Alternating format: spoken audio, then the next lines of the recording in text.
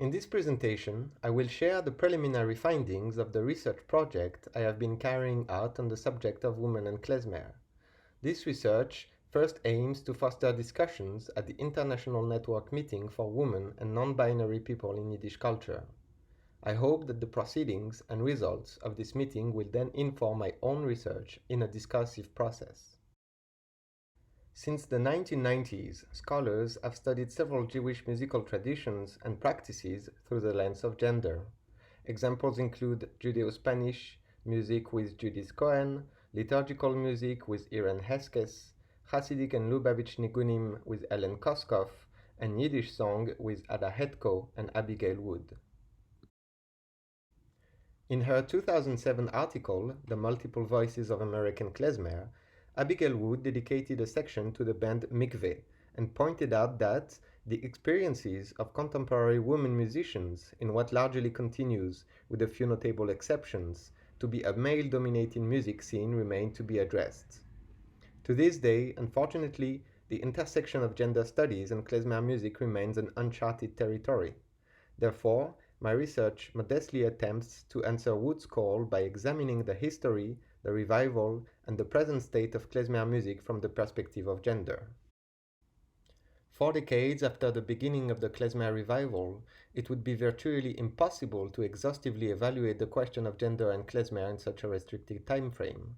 Rather, my research intends to lay the foundations for future inquiry and explore important themes and paths that should be further investigated. This research is empirically grounded in the interviews I conducted with 25 informants, mostly professional female musicians, from 6 different countries and multiple generations. My research is divided into 5 sections, and each of them explores a specific question. I start with a historical analysis before moving to the klezmer revival era. I then look at the notions of knowledge and power in the contemporary klezmer scene. Finally, I shed light on the international phenomenon of non-male klezmer ensembles. Today's klezmer scene is equally populated by men and women, but women had to conquer their space in klezmer, which used to be, and still is in many ways, a male-dominated musical culture. Every klezmer scholar converges to the same historical definition of the old world klezmorim as male musicians.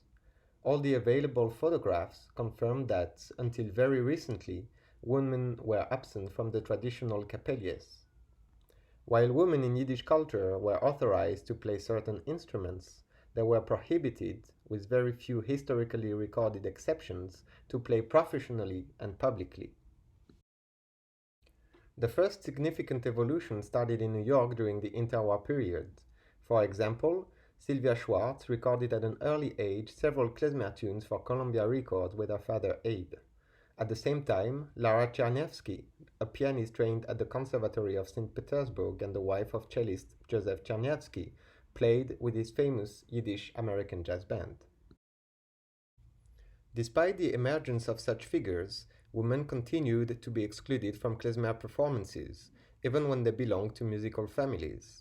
Drummer Ellen Hoffman-Watts epitomizes this persistent alienation. Daughter of xylophonist Jacob Hoffman, a graduate from the Curtis Institute of Music and recipient of the NEA National Heritage Award, ELAINE still had to wait for the gender-neutral revival to get any work on the Jewish scene at all, as Henk Kuznetsky reminds us. At the same time, and even before the 1990s, names of soon-to-be famous female klezmer musicians quickly multiplied and became synonymous with a klezmer scene that was still deeply rooted in the past, but also moving forward. Women such as Alicia Zwiegels, Margot Leverett, and Lauren Brody, to name only a few, pioneered the klezmer revival and contributed not only to the production and the dissemination of klezmer, but also provided the next generation with role models, thus paving the way for the 21st century klezmer scene. However, during and since the revival, women have encountered a series of obstacles that have been overshadowed or utterly ignored in the klezmer literature. These issues include being clustered in vocalist roles or as the sole member of a klezmer band, difficulties being heard and to be taken seriously, exclusion from performance opportunities in Orthodox Jewish communities, resistance from male counterparts, lack of space and freedom to express musical ideas, and distance from mentors and cultural bearers of the klezmer tradition. The list of gender-related discrimination within the contemporary klezmer scene is quite long. Women also overcame obstacles in the realm of klezmer as an epistemic community. For example, 13 books have been published on klezmer as of 2020. Among the authors are 11 men but only 2 women, Rita Otens and Magdalena Waligorska. Similarly, academic positions related to the teaching of klezmer have been, for decades, primarily held by men such as Mark Slobin, Joel Rubin, Walter Feldman, and Henk Kusnetsky. My investigation of Yiddish and klezmer institutes and festivals such as Klez Canada, Yiddish New York, KLEZFest, and Yiddish Summer Weimar illuminated a gendered hierarchy and imbalanced representation in positions of power, namely directors, artistic directors, and heads of teaching faculty. For example, the picture of the 2018 Klez Canada faculty and staff displays 29 women and 63 men. Furthermore, the number of men and women seems to be inversely proportional in the lowest positions of fellows and volunteers. In this picture of the Machers at the 2017 Krakow Jewish Culture Festival, we count 11 men for 48 women.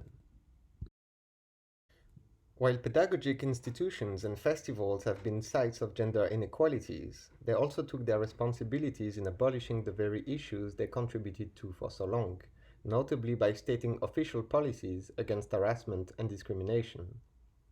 The panel discussion organized at Klez Canada in 2018, titled Gender and Klezmer Looking Within, reflected and contributed to this change. The program clearly stated the objective of this panel.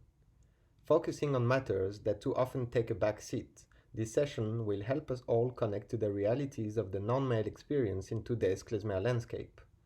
Hosted by featured Klez Canada artist and faculty member Susan Watts, the conversation will touch on issues such as mentorship, professional leadership, and the effect of workplace inequality, but will also focus on positive change, empowerment, and growth.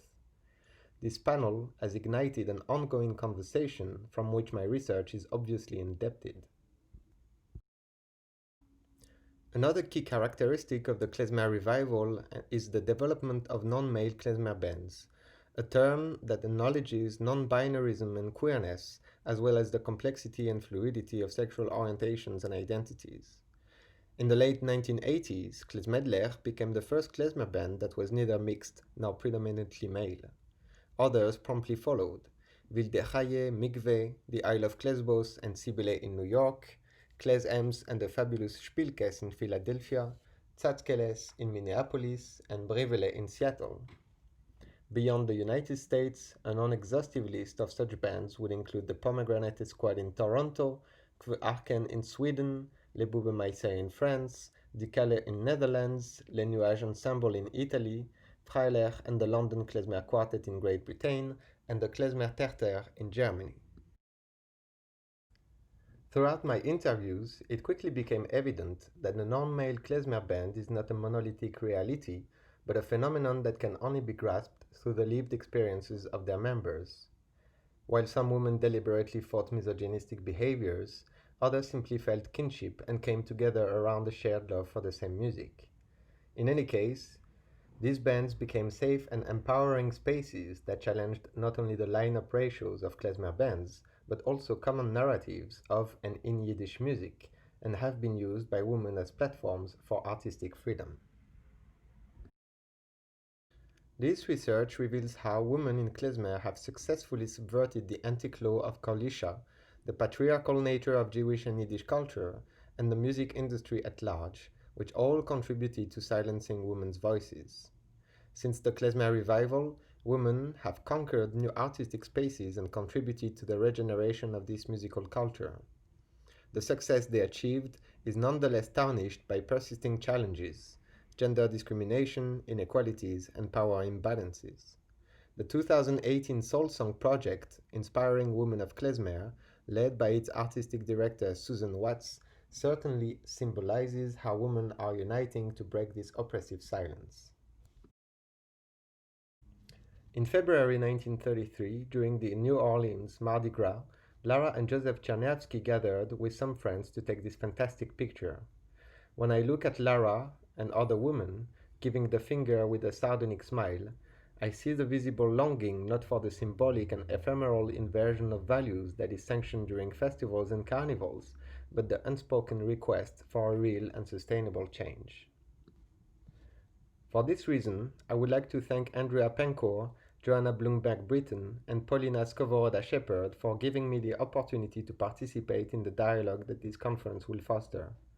As someone who is passionate about klezmer and who has been listening to and taught by great women, I hope that this research will contribute to a transformation that should be beneficial for the entire klezmer community and its future.